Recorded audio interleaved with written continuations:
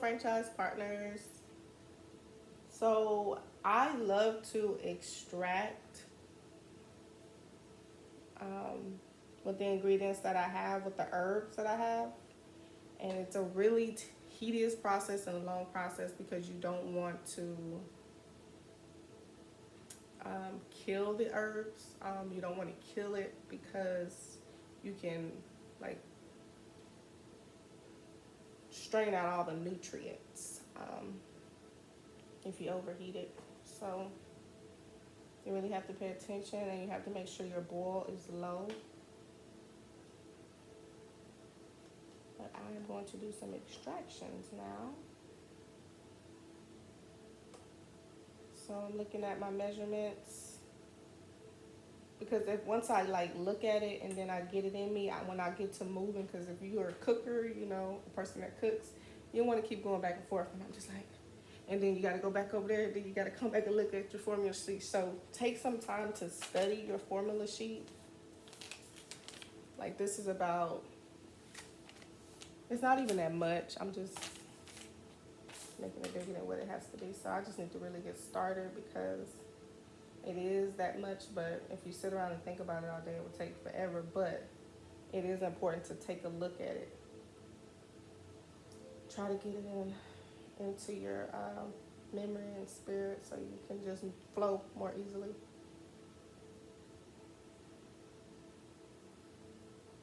And then on here with your ingredients, so if you've never written a formula, I believe this is the correct way to write it. If it isn't, I will put up a description on how to write it. Okay, so I have the name of my, at the top, and you want to get you one of these.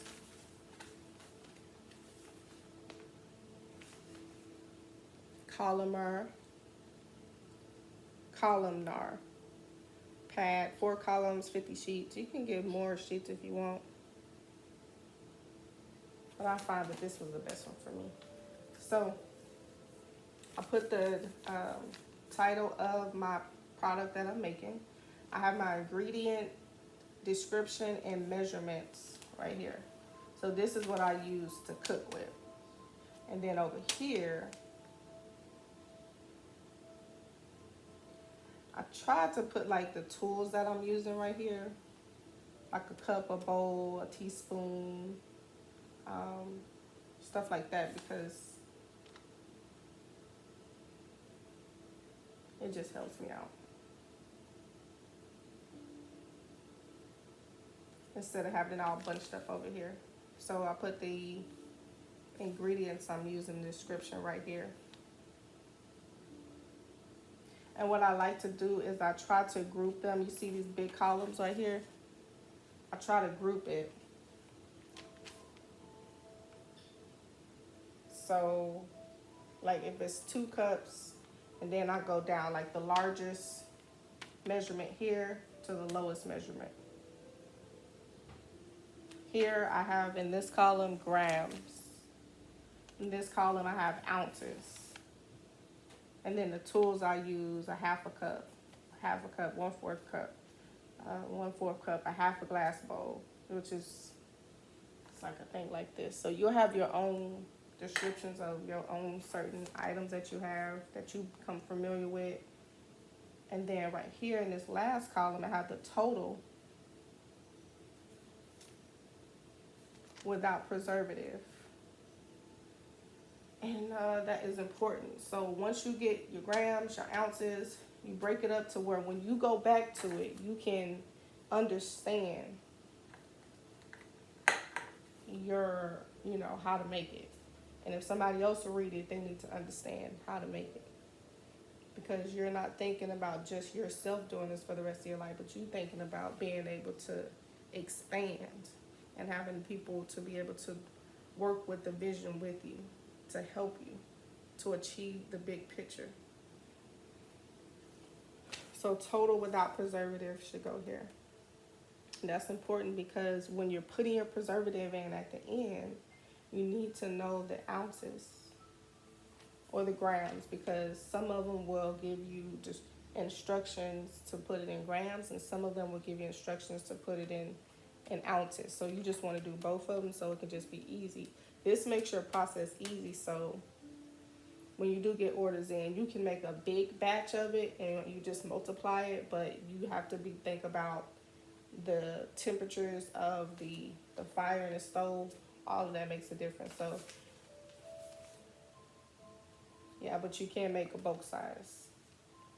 So this right here would give me 22.8 ounces. So that's enough of the leave-in honey milk. If that's 22 and 8 ounces, and let's say I sell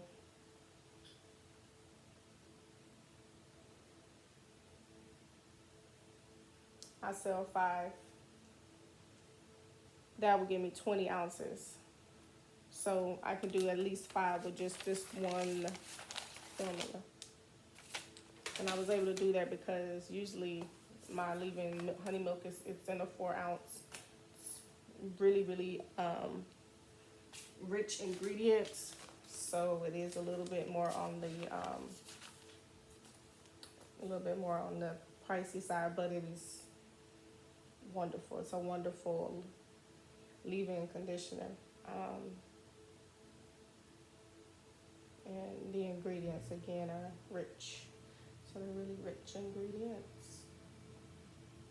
I think that's all I want to tell you. So, okay, yeah, when you put these in there, or once you get this total without the preservative, then you can put your preservative in. I did tell you that, okay. Put your preservative in. Again, you want to have ounces and grams. Yeah. So the preservative, I will have to put all this stuff up. I'll come back and show you the preservative. So I'm actually going to get started, and what I will do is you'll just see the whole process step by step, and then that'll just be easier for you.